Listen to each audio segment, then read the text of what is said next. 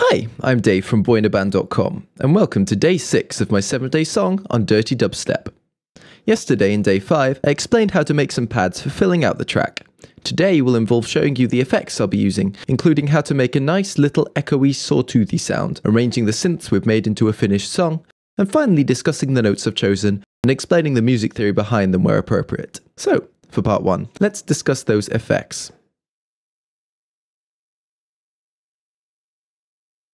First of all, to learn how to put effects samples into the track, check out one of the other 7-day songs. I'll link to one here.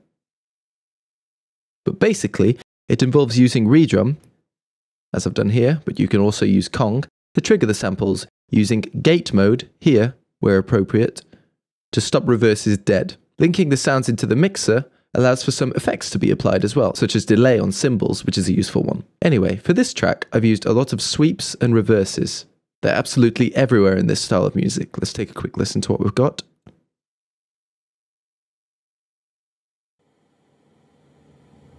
Nice reverse there. Another one. A bit more fizzy. This one here.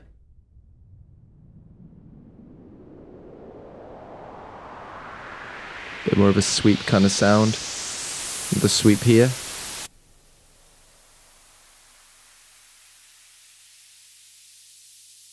And as well as these sweeps, I've also got this delayed crash, as I mentioned earlier, which is a useful thing to have in 90% of electronic music genres. And then I've topped off this track with a nice boom sample.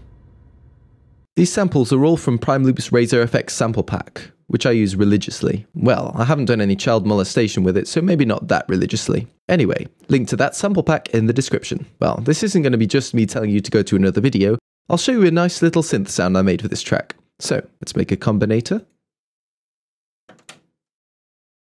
Name it Squeeky Budgie, since it will kind of sound like that. Then we're going to make a maelstrom inside it, preferably. And I'll add in some notes now. Okay, so those notes are in there and I've soloed it out. Okay, so initialize.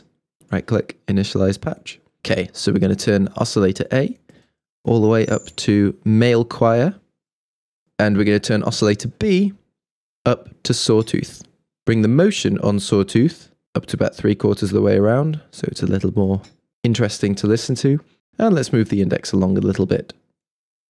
Then we're going to knock it up an octave. Be careful when knocking things up though, because then the sawtooth got you for 18 years. Run them both through into filter B, but turn off all the filtering.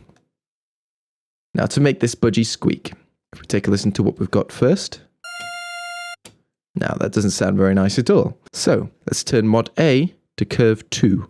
This saw wave, then turn on sync, turn rate all the way to full at 1/32, then turn pitch up to about 25-ish. Oh, now let's take a listen.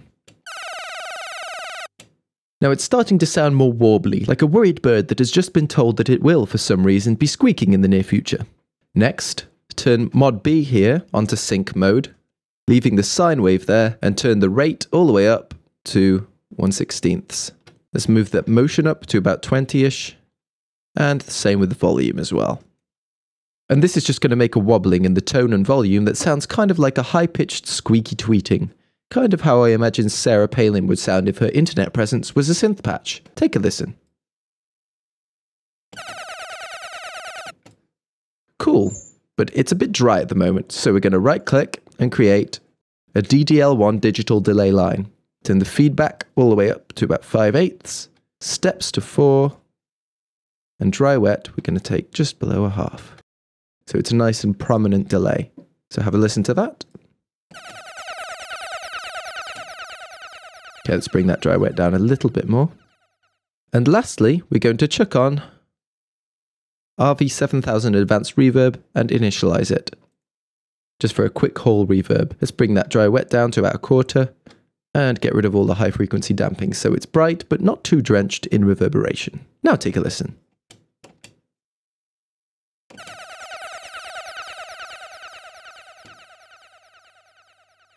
Pretty cool, huh? Incidentally, if you turn the male choir grain table here to throat and turn off oscillator B, it turns into a horrifically creepy laugh.